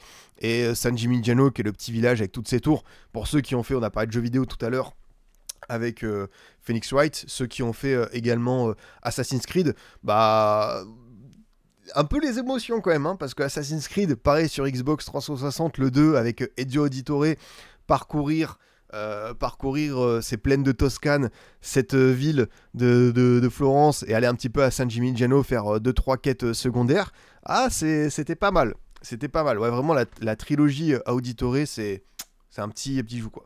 Donc, comme je vous le disais, même ces maillots-là, ils sont bah, je les trouve vraiment sympas pour Pise, quoi. Alors, tu vois, ils ont même un troisième maillot. Je sais que ça plaira à certaines teams, le troisième maillot, avec le petit col doré. Pareil, le blanc, ça rend bien. Mais vraiment, j'insiste, je trouve que ce maillot bleu est vraiment très, très beau, quoi. Le maillot du Genoa extérieur. Ah, c'est vrai que Genoa, je pense qu'ils ont aussi des maillots qui claquent bien. Et d'ailleurs, j'en profite hein, pour saluer Football Kit Archive, qui fait un très beau travail. Si certains ne sont jamais allés là-dessus, c'est quand même aussi une petite référence. Ouais, c'est vrai que ça claque bien. Le seul défaut des maillots Kappa, encore une fois, prenez une taille au-dessus, surtout en Italie, parce que déjà Kappa, ça moule bien, mais alors en Italie, encore plus, ça y va, quoi. J'ai toujours raconté cette anecdote, mais quand j'étais allé voir un match à Naples, saison du titre, je voulais évidemment mon petit maillot floqué Kvaratskhelia, et, et à la boutique, je demande un L, elle regarde mon gabarit, la vendeuse, elle dit « Ah, je pense que c'est plutôt du M pour vous ». Et là, je connaissais un petit peu, tu vois, j'ai du flair, je commence à avoir un petit vécu, je fais « S'il vous plaît, donnez-moi du L ». Et genre, le L me va très très bien, et le M, c'est même pas que ça moulait, quoi. C'était le maillot, il était intégré à mon corps, quoi. Je pouvais pas respirer.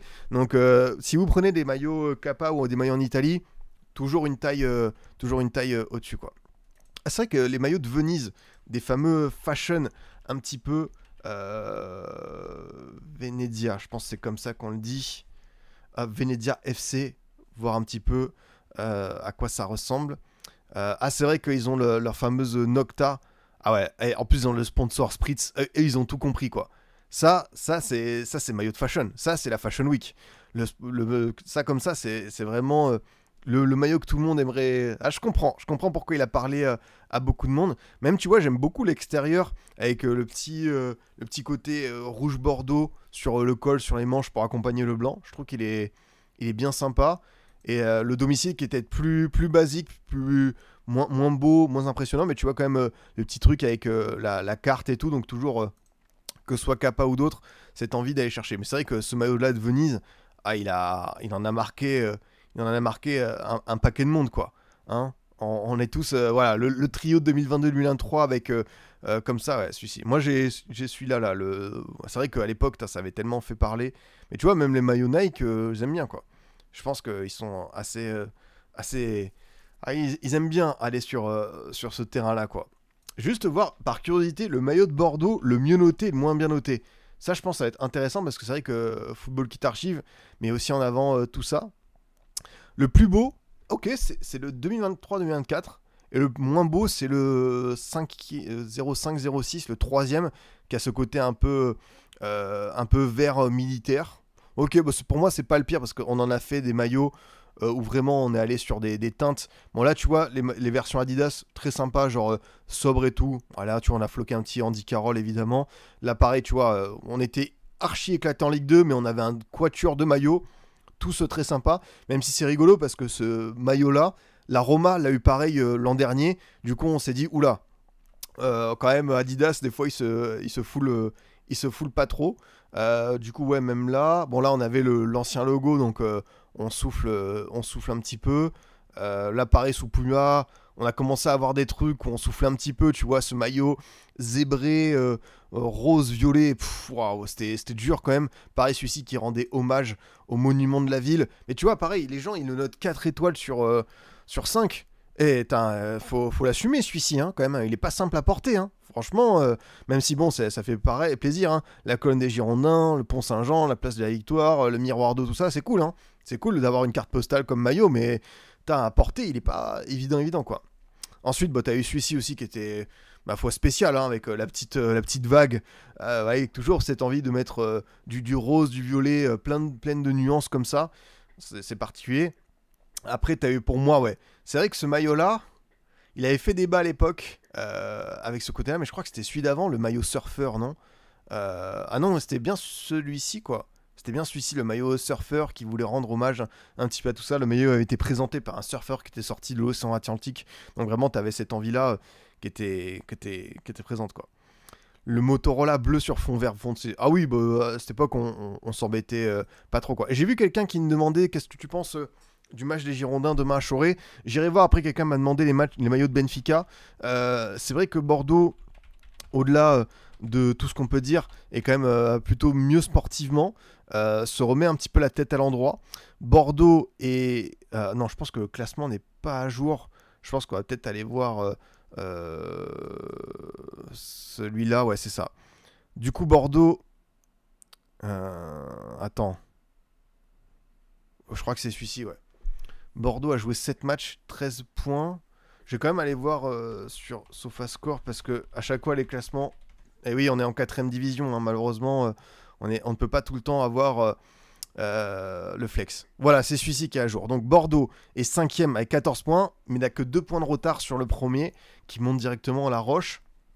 On va jouer à Choré, qui est ventre mou, et qui du coup, c'est sympa parce que tu as pas mal d'équipes qui finalement vont délocaliser leurs rencontres dans leur stade. Du coup, bah, on va faire Choré du côté de René Gaillard à Niort. Donc pour ceux qui habitent à Niort, ça peut être sympa. On va aller à Montlouis, qui va jouer au stade de la Vallée du Cher à Tours. Donc pareil, belle expérience.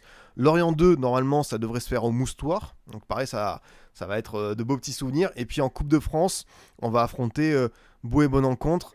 Et on va également faire ça au stade Armandie d'Agen, qui est bah, voilà, le stade de l'équipe de rugby du SUA. Et pour le coup, ça pourrait permettre d'accueillir un peu plus de monde, quoi. Je suis allé les voir au stade contre Angoulême, la deuxième période, j'avais Anthony Moutira. Ah non, mais de toute façon, le début de saison était pas bon. T'avais changé beaucoup de joueurs, t'avais une pelouse qui était pas bonne au Matmut. Donc c'était difficile de rentrer dedans. Mais là, c'est vrai qu'en Coupe de France, ils ont passé 3 tours. Ils ont fait Bergerac, Tulle, Boulazac. Là, ils vont enchaîner par Boé Bonencontre. Et après, ils ont une autre équipe de R1 potentiellement. Donc, on a la possibilité d'avoir les Girondins en 32e de finale. Moi, vous connaissez mon attachement à la Coupe de France. Ça pourrait être bien de revoir les Girondins à ce niveau-là, quoi. Je pense que ça peut être une belle petite rue, une belle petite possibilité, quoi. Mais oui, en tout cas, le groupe, tu sens que ça commence à prendre vraiment de l'ampleur. Mathieu Villette, attaquant devant, qui fait de belles choses. T'as un gardien Ostra derrière qui est vraiment sympa. Non, l'équipe, elle prend une vraie belle dimension. T'as des joueurs un peu déstabilisants comme Chamal qui sont bons. Donc je vois de vraies belles choses à Bordeaux. Quand je vous dis, c'est un championnat qui est long et qui est difficile parce que une seule équipe qui va au bout, ça veut dire que vraiment tu dois perdre très très peu de matchs. À chaque fois, on voyait que les derniers vainqueurs, c'était, tu sais, voilà, la possibilité d'aller en national si tu avais 4 ou 5 défaites grand max, quoi. Donc, faut limiter la casse. Moi, je joue une D1 et 6 victoires, soit Dunkerque, soit Boulogne. Oh, Hugo SSE qui va être notre ambassadeur Coupe de France. Bah, GG à toi. J'espère que ça va bien se passer. N'oublie pas évidemment de prendre les équipements, de prendre les maillots floqués Crédit Agricole, les petits pitchs qui font plaisir. Mais c'est vrai que Dunkerque ou Boulogne, ça peut être sympa, quoi. Franchement, d'ailleurs, ouais, tirage au sort Coupe de France, parce que c'est vrai qu'il y a la Ligue 2 qui rentre en lice. À ce niveau-là, donc le tirage au sort complet. Bon, après là, on va peut-être avoir beaucoup de trucs. Par exemple, en Ligue 2, Clermont qui va aller à Blois, tu vois, N2 contre Ligue 2, Clermont qui est pas à l'abri d'une mésaventure. T'as le Gazélec qui va à Reims-Sainte-Anne, t'as Amiens qui va à l'US Hobby, club de district. Ouf, ça va loin. T'as Charleville-Mézières contre Reims, c'est pas loin d'être un derby, ça, hein. Franchement, c'est sympa pour eux. T'as Fleury qui va à l'APM Metz FC, club de R1. T'as également Dunkerque, du coup, qui va à Boulogne, donc vraiment, vrai gros match de Ligue 2. Sympa ça, même si j'imagine que les gens sont pas trop contents parce que ça fait un peu de recettes. T'as Annecy qui va à Cannes qui avait été demi-finaliste l'an passé, donc pas simple pour eux. T'as Grenoble qui reçoit l'Olympique de Villefontaine. T'as également Istres, le FC Istres, qui rappelle le beau souvenir, qui va à Linge, club des districts. T'as Bastia qui va à l'US Saint-Malo, R3. Alors, il y a un gros écart, mais attention, parce que Bastia a changé d'entraîneur, t'as Antonetti qui est parti, ça pourrait un petit peu partir à dérive. T'as Caen qui va à Bayeux, donc pareil, vrai derby, ça c'est sympa de voir ça. T'as Le Mans qui va à Ivry, ok. T'as Montpellier qui va à Agde, pareil, derby. En vrai, c'est bien parce que t'as beaucoup de confrontations locales, départementales, régionales qui font plaisir. T'as Saint-Étienne qui va soit à Quetigny, soit à Gargicy, ok. T'as également Bourg-Péronas qui va à Montpellier, Atlas Payade, ok. T'as quoi ensuite? T'as Guingamp qui va à Locminé, donc pareil, derby breton. Laval qui affronte Le Cellier. T'as... Oh, là c'est notre région. T'as Mérignac qui affronte Colomiers. T'as Pau qui va à Trélissac. T'as Bayonne qui va à Orléans. Marmande qui affronte Seignos. Oh, ça c'est vraiment le derby de ma région, quoi. Les Landes contre le Lot-et-Garonne. T'as Arcachon contre Blagnac. T'as les Girondins du coup qui vont à Beauvais, juste à côté d'Agen. T'as Rodez qui va à Piprac. Ok. On aurait pu avoir un Bordeaux-Rodez des retrouvailles. Ah, ça pour l'odeur du sang on aurait pris. T'as Sochaux contre Pontarlier. T'as Nancy qui va à Tomblaine. T'as Restart qui va à Forbach. Ok, bah c'est pas mal de voir cette petite répartition, quoi. De base, c'est pas le club au plus petit niveau qui doit recevoir. Alors oui, en gros, si tu as une équipe de Ligue 1 qui reçoit une nationale, donc première et troisième division, ça reste chez la Ligue 1. Par contre, si c'était Ligue 1 contre une quatrième division, on inverse. Là, pour le coup, je pense que si on voit des équipes de R1, par exemple celles qui déplacent à Grenoble, je pense qu'ils ont demandé peut-être à jouer au Stade des Alpes parce qu'ils n'ont pas les infrastructures pour recevoir. Donc des fois ils se disent, bon, même si évidemment pour le côté un petit peu traquenard, bourbier, match spécial, on préfère que ce soit vous qui receviez, comme ça, on pourrait le faire, quoi. Mais oui, tu as raison, d'habitude on inverse ça, quoi. Et c'est vrai, comme tu le dis, en plus, il y a des équipes d'outre-mer qui vont jouer. Et ça, outre-mer, tirage. Hop, est-ce qu'on a le tirage de ces équipes? Voilà, Pontivy qui pourrait ça. Voilà, le tirage des 7e et 8e tours pour les clubs d'outre-mer. Mulhouse ira en Nouvelle-Calédonie. Alors, on rappelle pareil, petite règle, que les tours préliminaires de Coupe de France, jusqu'au 8e tour, si l'équipe d'outre-mer reçoit une équipe de métropole, bah c'est l'équipe de métropole qui doit se déplacer. Par contre, si c'est, par exemple, on a déjà vu Bordeaux affronter les Jumeaux, ça c'était une équipe de Mayotte, ou le LOSC de mémoire affronter une équipe d'outre-mer, là pour le coup, c'est déséquilibré forcément, mais ce sera toujours l'équipe d'outre-mer qui se déplacera là-bas, quoi. Donc, hop, le Mulhouse FC se déplacera pour défier l'AS Magenta en Nouvelle-Calédonie. Pour le 8e tour, les clubs d'outre-mer connaissent déjà leurs adversaires potentiels sous réserve de qualification. L'Aviron Bayonnais se rendra en Guadeloupe, la GSI Pontivy ira en Martinique et l'US Thionville Lusitano se déplacera en Polynésie. Wow. Le communiqué de la FFF précise également que si l'un des clubs métropolitains tirés initialement ne parvenait pas à se qualifier, l'adversaire de l'outre-mer serait désigné selon un classement de repêchage respectif. Oiselle, Fleury, Dinan-Léon, Carnoux, Romorantin, Chantilly-Istres. T'imagines, en vrai, c'est une aventure. C'est une aventure de pouvoir aller à l'autre bout, tu vois, de la planète, parce que la Polynésie, la Nouvelle-Calédonie, ces territoires comme ça, c'est un truc un peu inédit. Moi, je trouve que c'est bien quand même pour les joueurs de métropole qui n'ont pas l'habitude de vivre des déplacements comme ça, que peuvent rencontrer les joueurs internationaux, ceux qui font la Ligue des Champions. C'est une expérience à part, donc...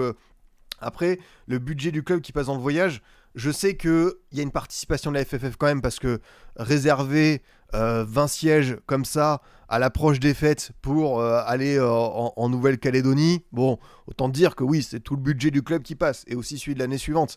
Mais là, pour le coup, c'est plutôt une belle trouvaille, quoi. C'est sympa. Et oui, évidemment, on fait le tirage au sort par région. C'est toujours cette volonté. Donc écoutez, moi je serais content aussi de voir ça. Alors juste, est-ce qu'on a pour Bordeaux le potentiel adversaire? Je vous ai dit tout à l'heure, Bordeaux affronterait soit le FC de Rive 82, soit l'AS Mazères. Ok, donc ça tomberait sur ça. Mais ouais, je pense que Bordeaux, il y a un vrai monde où ils vont en 32e de finale. Et l'an dernier, le match contre Rennes, on l'avait perdu malheureusement parce que physiquement, c'est là où tu sens l'aspect qui peut être différent entre amateur et pro, parce que dans l'envie, dans l'intensité, tu peux y aller sur 1 heure, mais au bout d'un moment, ça peut un petit peu voler en éclats, quoi. Saint-Etienne, on a déjà parlé de tirage au sort, ouais. On a déjà dit que Saint-Etienne était tombé contre une équipe. Saint-Etienne, c'était à quel niveau dans la région? Je sais plus trop exactement. C'était le groupe F, ok. Donc, groupe F. Saint-Etienne, je les vois même plus là. Je peux, c'est ça. Donc Saint-Etienne affronte Quetigny ou Gargisy, et en cas de victoire, c'est l'Entente Nord-Lozère ou l'US Écoté moins. Voilà. Ça, c'est vraiment des beaux petits noms de. Ça sent la Coupe de France, ce charme-là, quoi. En Martinique, j'avais joué 3 matchs en jeune avec Lormont il y a quelques années lors d'un voyage avec l'équipe. Là-bas, les terrains sont pas si mal, mais la température dure à tenir le match entier suivant l'heure. Ouais, c'est ça, exactement. Exactement, je peux comprendre. Mais non, mais j'avais souvenir pour un reportage radio d'avoir fait une interview de joueurs de l'Èche-Cap-Ferré qui étaient allés affronter une équipe, je crois, en Guyane. Et du coup, je demandais comment ça se passe le vol, le déplacement, ça fait quoi finalement de jouer de la Coupe de France. Et du coup, la Coupe de France, oui, ça englobe tous les territoires. Et ils me disaient qu'ils avaient à la fois le côté, évidemment, c'est pas simple à organiser, mais aussi un peu l'excitation d'aller se faire... voilà, un petit défi là-bas, quoi.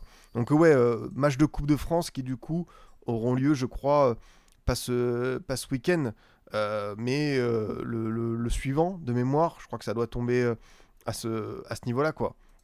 Quand a lieu le 7e tour. Hop.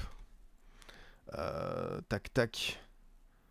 Le tirage au sort. Hop, je pense que peut-être la FFF va nous le dire. Ah non, belle compétition, on le sait. 15 et 16 novembre. Ah, du coup, c'est dans 2 week-ends. Ok, ça au moins c'est programmé pour ceux qui ont envie de savoir à quoi s'attendre à ce niveau-là. Ouais. 18 clubs de Ligue 2, 11 ou 12 de National, 24 de National 2, 34 de National 3, 44 ou 45 de Régional 1, potentiellement 24. Et on a 4 clubs de district qui sont encore là, donc chapeau à eux. On a un de Mayotte, un de Tahiti. Ah ouais, là, c'est vraiment le petit bonheur de cette compétition, quoi. Ouais, la billetterie, souvent, ça tombe là. Les clubs visiteurs, des fois, ils proposent des contre-marques. Donc, n'hésitez pas à vous renseigner. Moi, à chaque fois, de toute façon, que je me dis, t'as un Bordeaux, je suis pas sûr qu'il y ait des places. Bergerac, il en restait. Je crois qu'à Boulazac ou Tulle, j'ai vu que Stan n'était pas plein. Donc, pour ceux qui aimeraient peut-être aller voir les Girondins, il faut voir où est-ce qu'ils vont se faire accueillir. Par exemple, si c'est à Armandie, je suis quasiment sûr qu'il restera des places, que ce sera pas guichet fermé, quoi. Salut Samsico, j'espère que tu vas bien. Ouais, quelqu'un a parlé tout à l'heure pour... on va passer du coq à l'âne évidemment parce qu'on a évoqué la Coupe de France et quelques bleds au Dounon. Faut qu'on parle de Liverpool, hein. Je crois que c'est notre ami DataFoot qui a sorti ce screen apocalyptique qui en dit long sur la trajectoire traversée par nos amis des Reds qui sont dans le dur, hein. Liverpool qui est vraiment... incapable de rebondir. C'est vrai qu'il y a eu cette victoire en Ligue des Champions qui fait du bien à Francfort, mais on est sur 2, 3, 4 défaites de suite en PL. Ça fait mal pour une équipe avec autant de grosses ambitions et un beau mercato. T'es éliminé en Coupe d'Angleterre par Crystal Palace qui est devenu ton némésis absolu. Et bravo parce que évidemment, on va parler de l'aspect négatif. Qu'est-ce qui ne marche pas à Liverpool ? Mais il faut dire bravo aussi à certaines de ces équipes qui sont allées chercher des performances de haut niveau. Enfin, Olivier Glasner avec Crystal Palace, qui les tape en Community Shield avec les tirs au but, en championnat avec le but d'Nketiah à la fin. Là, en coupe avec un Ismail Assar, qui est juste à un niveau fabuleux à chaque fois qu'il affronte les Reds. Je ne sais pas s'il a des comptes à régler avec cette équipe, mais... Ismail Assar contre Liverpool, c'est Messi 2012, quoi. Vraiment, il marche sur l'eau. À chaque fois, Brentford qui a fait un très bon plan, avec notamment un Kayode qui a été excellent. Et puis, tu as eu ces défaites dans les grosses affiches aussi, hein, c'est pas anodin.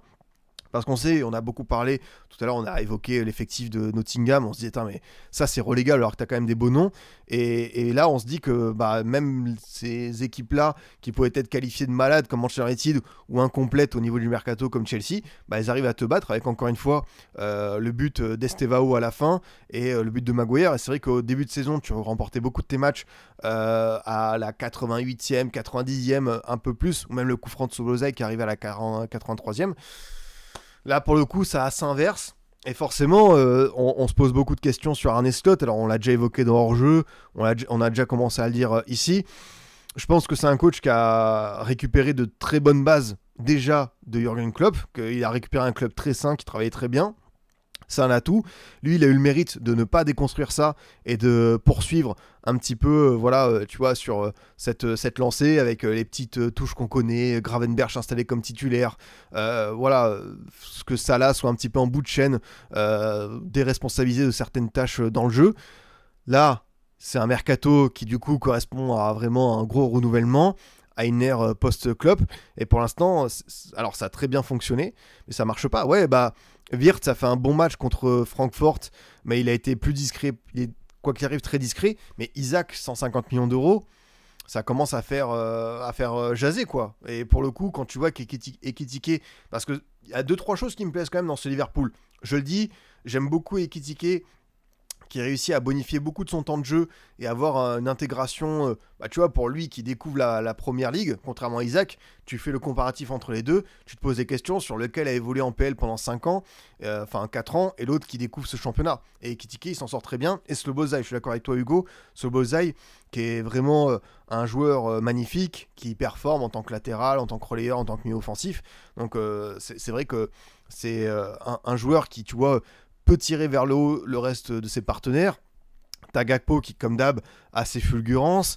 T'as McAllister, tu vois, que je trouve un cran en dessous de ce qu'il nous a montré, que je trouve un peu fatigué. Gravenberch qui a été à un niveau excellent, qui tient quand même encore la route, mais qui est moins fort. Et après, t'as la défense aussi, parce que Kerkez, on a beaucoup parlé des recrues offensives. Kerkez, pour l'instant, ça prend pas. Frimpong a eu sa blessure, mais quand il a joué, ça n'a pas été transcendant. Van Dijk, c'est plus le grand Virgil van Dijk qu'on a connu, donc tu te poses beaucoup de questions finalement sur ce Liverpool là, quoi. Et c'est pas normal parce que t'avais un club sain, tu pensais que tout pouvait rouler.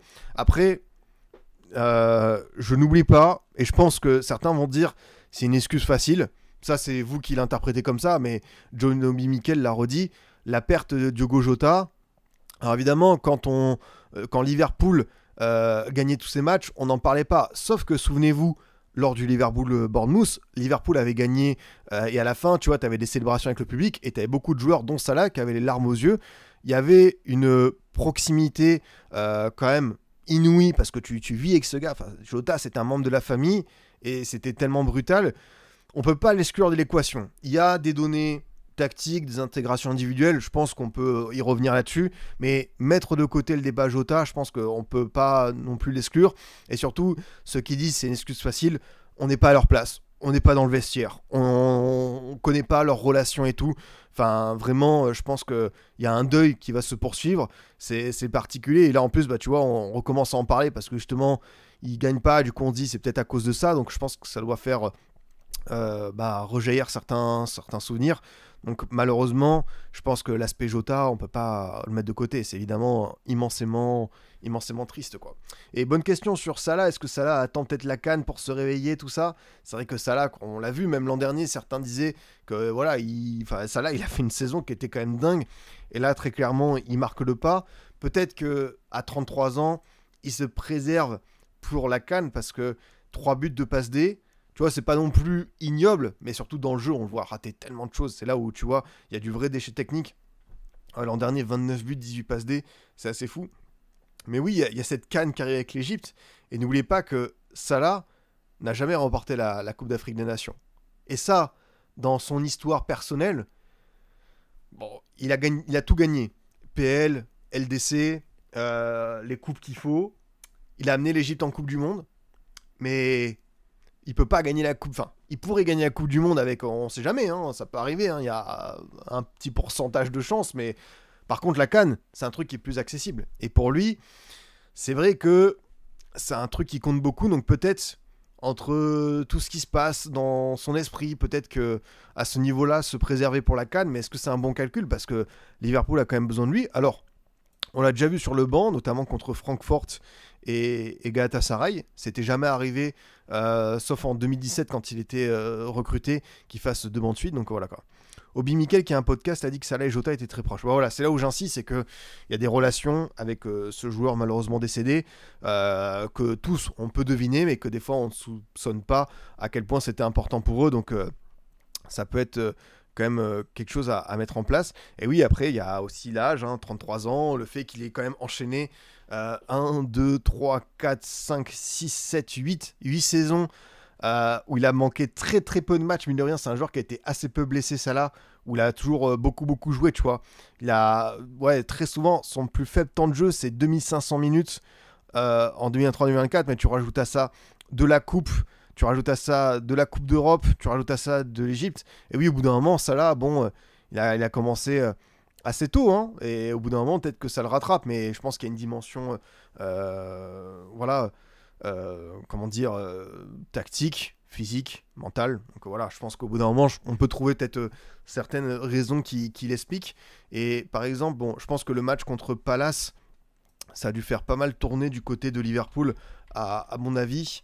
Par rapport à tout ce qui est passé. Le match contre Brentford, du coup, c'était quoi? C'était Mamadashvili au cage, Connor Bradley, Konaté, Van Dijk, Kerkez, Curtis Jones, Slobodzai, Gakpo, Wirtz, Salah et Ekitike en pointe. Et t'avais Gomez, McAllister, Chiesa, Robertson, Ngumua. Donc t'avais pas Gravenberch qui était absent pour blessure. T'avais également Isaac qui était pas là. Et pourtant, l'équipe, elle a pas su remporter. Je crois que contre Palace, ils ont bien fait tourner, non? Je crois qu'on va voir le banc de Liverpool, vous allez peut-être un petit peu halluciné. Tiens, attends, je vais juste revenir sur la page Transfermarkt pour voir un petit peu, parce que je crois que le banc, il était assez... on y allait en termes de rotation d'effectifs, comme on peut le dire. À ce niveau-là, Arne Slot, il a priorisé, parce qu'il y a un calendrier, vous allez voir juste après, qui arrive, qui est juste... effrayant pour ces Reds-là. Et bon, après, c'est le jeu, t'es dans le championnat le plus compétitif au monde, t'as la Ligue des Champions, t'as fait un mercato à 500 millions, donc voilà, t'as aussi voulu ça. Le banc de Liverpool, déjà, t'avais comme titulaire, t'avais des jeunes qu'on n'a pas l'habitude de voir, comme Woodman, Ramsey, Nyoni, Ngumua, qu'on avait vu avec ce fameux but contre Newcastle, et également Morrison, et du coup, t'avais Pechki comme gardien remplaçant, Nalo, Luki, Pennington, Lafay, Peeling, Doherty, Gordon, Figueroa. Alors là, en termes de rotation, c'est On a sorti tout le monde. On a mis tout le monde au frigo. Et c'est vrai, quand tu vois l'équipe de Palace, où tu as Nketiah, Sarr, Pino, Munoz, Kamada, Hughes, Sosa, Gueye, Lacroix, Camvo, Benitez. Et sur le banc, tu as aussi du Mateta, tu as du très très beau monde.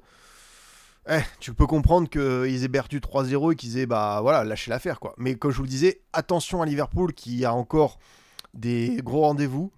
Tu as donc Aston Villa demain soir 21h au programme. Aston Villa qui s'est très très bien remis, qui est 8ème. On savait qu'ils ont mal commencé, qu'ils ont attendu la 4ème journée, je crois, pour marquer leur premier but. Mais là, ils sont bien mieux. Ils ont battu Fulham, ils ont battu Burnley, ils sont allés battre Tottenham, ils ont battu City. Donc ils sont sur 4 victoires de suite. Très clairement, ça peut être un danger pour ce Liverpool-là d'affronter déjà une équipe avec un Unai Emery qu'on apprécie tous ici, je pense, une équipe qui tourne très très bien. T'as le Real ensuite mardi en Ligue des Champions et tu termines par 17h30 contre City à l'Etihad. Alors après, c'est pas non plus le City 2019, c'est pas le City qui a remporté la Ligue des Champions de 2023. T'as un monde où vraiment tu peux faire un coup là-bas. Mais là, tu as un enchaînement où quand même tu vas encore être sous le feu des projecteurs. Si tu perds contre Aston Villa, ça fera 5 défaites de suite. Après, tu as le Real, tu as gagné 6 points sur 9. L'objectif, c'est quand même d'être dans le top 8. Je me demande si, au bout de cette séquence Villa, Real, City, même si on a parlé de pas mal d'aspects, de circonstances atténuantes, mais aussi qu'il y a eu un gros mercato, tout ça, est-ce que la place d'Arne Slot ne sera pas remise en question? Et Liverpool est un club qui n'a pas l'habitude de beaucoup limoger ses entraîneurs. Hein. J'ai quand même l'impression que Liverpool, au XXIe siècle, on a dû connaître peut-être 6-7 entraîneurs, si je ne m'abuse.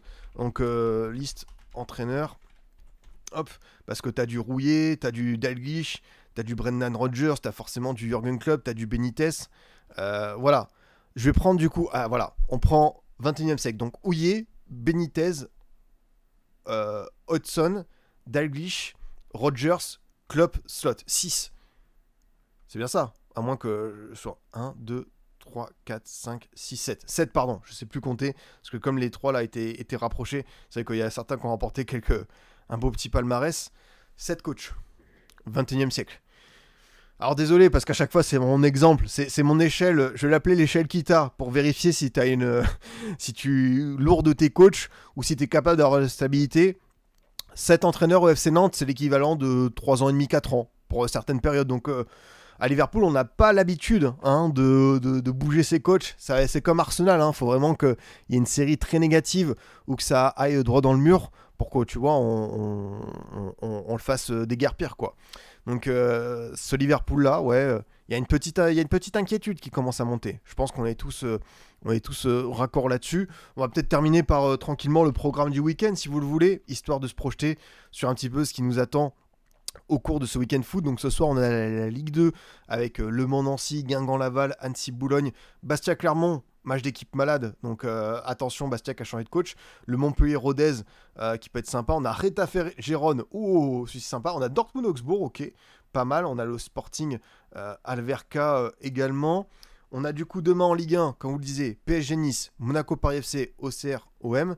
Ligue 2, Amiens-Grenoble, Reims-Dunkerque, pas mal. Et Red Star Saint-Etienne aussi, surtout 3e contre 2e, vraiment intéressant. En PL, où est mon match de 13h30? Remettez les matchs de 13h30 de Première Ligue, c'est ça qui m'anime, moi. Avec Brighton-Leeds à 16h, également le multi, on a Burnley-Arsenal, Palace-Brentford, Fulham-Wolverhampton et le Nottingham United. 18h30, Tottenham-Chelsea. Oh là là, et demain les gars, faut annuler tout ce que vous avez prévu, parce que le programme, il commence à avoir une très belle allure. Le Liverpool Villa à 21h également. On a ensuite en Liga Villarreal, Rayo Vallecano, Atlético Séville, le derby basque Sociedad contre Bilbao, et puis à 21h le Kicks contre Valence avec le Real. En Bundes, on a Bayern. Et vraiment, demain, la programme, il est juste fou. Leipzig, Stuttgart aussi à 15h30, parmi les matchs un petit peu chauds pour le haut du classement. On a Com qui se déplace à Naples, le leader, demain en Italie à 18h. La Juve, version Spalletti, qui va à 18h30 à la Cremonese. Donc, c'est très sympa ce qu'on va voir. Et puis le dimanche, Rennes-Strasbourg à 15h. Petite odeur du sang, comme on disait. Toulouse-Le Havre, Lille-Angers, Lens-Lorient et Nantes-Metz dans le multi. Et puis le Brest-Lyon en clôture. On a West Ham Newcastle à 15h et City Bournemouth, pas mal parce que Bournemouth est deuxième, une très belle équipe avec Iraola à 17h30. En Espagne, on a donc le Barça qui reçoit Elche, qui est un promu qui fait de belles choses, donc ça va être intéressant à suivre. On a aussi le Betis contre Majorque à 21h. Alaves contre l'Espagnol et Levante Celta un peu plus tôt. Cologne Hambourg et Wolfsburg Hoffenheim en Allemagne. Et en Serie A, on a comme choc le Milan contre la Roma à 20h45. Donc ça va être sympa à voir. Ça va être une belle petite chose qui va se régler. Ouais, Elche et Cremonese. Non, mais on a beaucoup de promus qui sont très intéressants en Europe cette saison. En plus, en Première Ligue, on sait qu'il y a une petite malédiction où tous les promus des 2 dernières saisons sont descendus. Donc là, tu as Sunderland qui performe très bien. Tu as Burnley qui est pas ridicule. Tu as Leeds, tu vois, qui est pas décroché. T'as évidemment la Cremonese qui est une équipe à suivre. Cologne qui fait très très fort en Allemagne. T'as Elche. Donc ouais, c'est vrai que voir ces promus-là, bon, en Ligue 1, Lorient MS, c'est peut-être un peu plus difficile. T'as le Paris FC qui est un promu à part. Mais c'est vrai que les nouveautés, elles sont assez sympathiques cette saison, quoi. Les amis, je vais vous laisser sur ce. On va clôturer ce débrief, ce récap actu qui était ma foi bien sympathique. J'aime bien faire ça, comme ça ça permet d'aller sur différents horizons, les souvenirs de carrière FIFA, des petits débats sur United, Liverpool, un focus sur la Coupe de France. Voilà, c'est un pêle-mêle qui me ressemble bien et qui vous ressemble bien également. Donc merci à tous de m'avoir suivi, de m'avoir écouté. Comme toujours, c'est disponible en replay sur YouTube, également en podcast. Et puis on va se quitter là-dessus. On se retrouve dimanche soir 23h pour le débrief Ligue 1 pour revenir sur la 11e journée après le Brest OL qui fait bien plaisir. Passez un très bon week-end, encore une fois régalez-vous et puis on se dit à dimanche les boss. Salut à tous.